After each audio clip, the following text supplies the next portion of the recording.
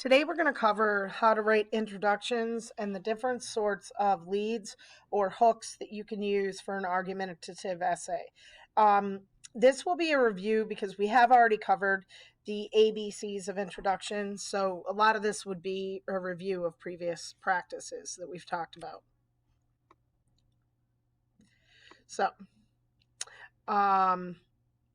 we're going to review the three parts of introductions today as our learning goal, and then we're going to learn what the different types of leads are that we're going to review the different types of leads, and then we're going to practice writing three different types of leads. You're going to want to write a few different types because sometimes your first lead isn't going to be your best one, and you really want to start off your paper as strong as possible.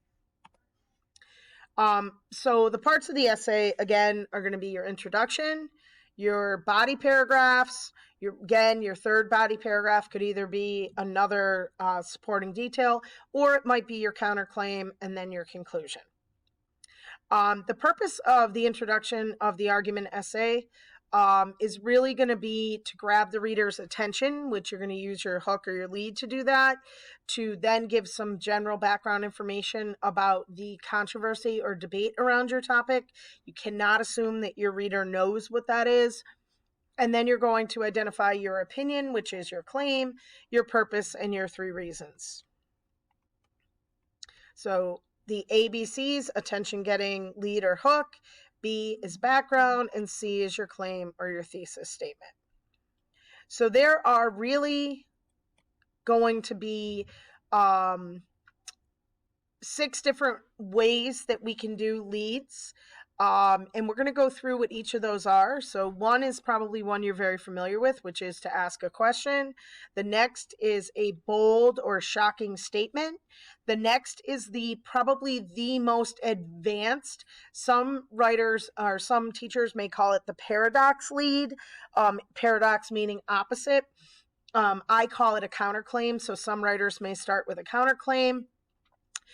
Descriptive segment, shocking or fascinating fact, and then what you call an example or an anecdote. So we're going to learn, and the last, there were 7, is a quote, which as you know.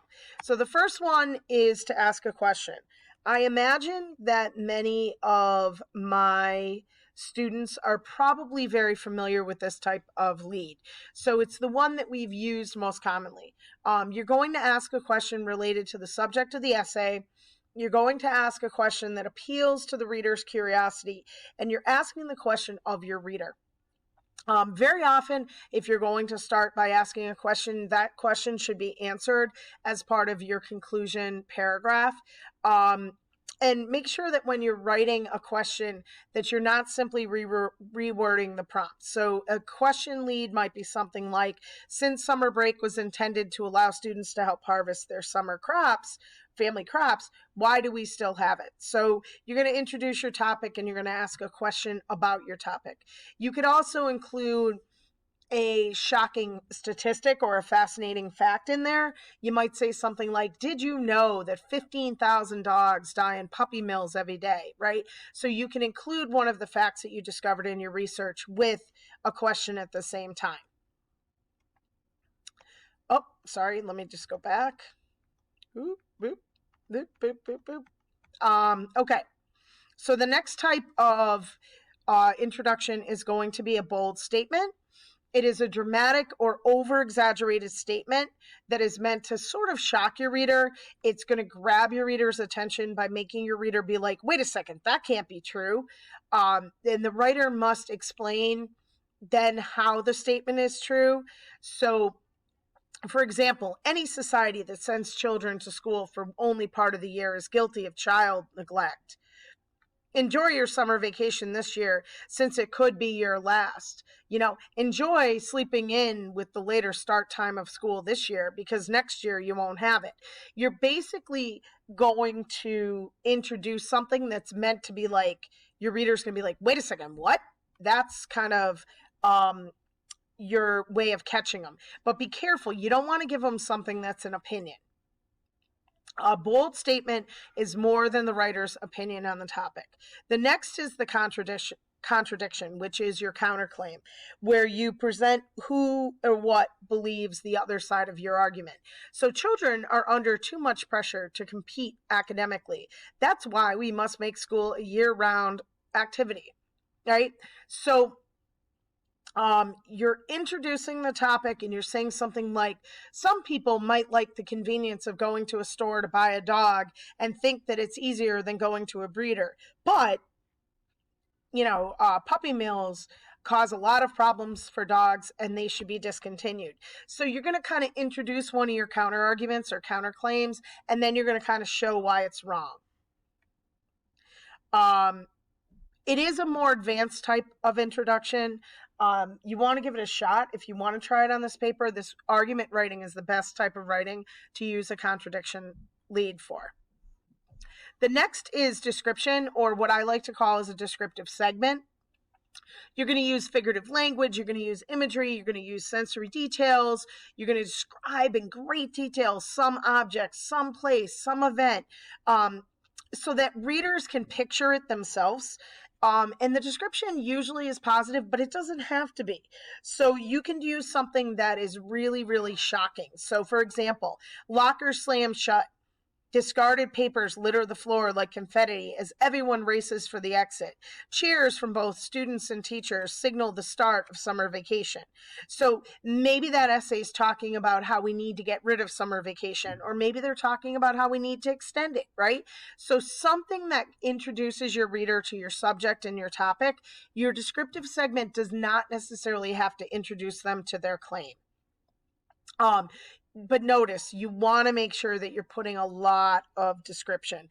What can your reader hear? What can they see? What can they smell? What can they feel, You want to put as many details in there as you can. Descriptive segments also tend to be very long. You can also start with an example, or what I like to call an anecdote, which is a real world situation that either happened to you, or maybe it's something that you read about in one of your articles, right? So something that happened to someone that directly relates to the topic at hand. So Terrence used to go to basketball camp every summer, one coached by famous players in the NBA. Now that his school went to a year-round schedule, though, he no longer has time to do that. So you could start with a story that helps you transition to whatever your claim is. So you might give a story, if your topic, going back to our idea about a puppy mill, you might tell a story about how you went to the mall and you saw the puppies there and what you saw and how it looked. So you may even incorporate a little bit of a descriptive segment in that too. Your example must be about one person and one particular event in specific. So while some writers will make up their examples, you really need to make sure that your example is specific. The next type of lead is a fascinating, or what I like to call a shocking fact. This could include a statistic or a shocking number. It is something that you may have found in your research. It's something that most people would not know about your topic, but that they would find very fascinating about your topic. And it could really get them and catch them off guard. Some people like to include statistics. Some people like to also do fascinating facts and quotations. So they'll lift a line from one of their sources that has a really shocking fact as a way to kind of grab the reader's attention. So for example, at one time, American farm children attended school from December to March and from mid-May to August, right? Maybe people don't know that. That's going to be interesting to people. They're not going to necessarily know that fact, so it's going to be interesting. The facts should definitely be true. Oh, sorry about that. Keep my finger on the... And then the last one is a quotation. This is going to be you lifting an exact line from one of your sources or from an expert or a famous person related to your source. And you might start with like, according to the National Center for Disease Control, or according to the National Board of Veterinarians, right? You're going to start by introducing the claim and knowing the quote, and identifying that it's not something that you yourself have written. So, for example, President Obama once said during the summer, students are more likely to lose learning right? So you could start with that. You know you have a quotation because it would be in quotation marks.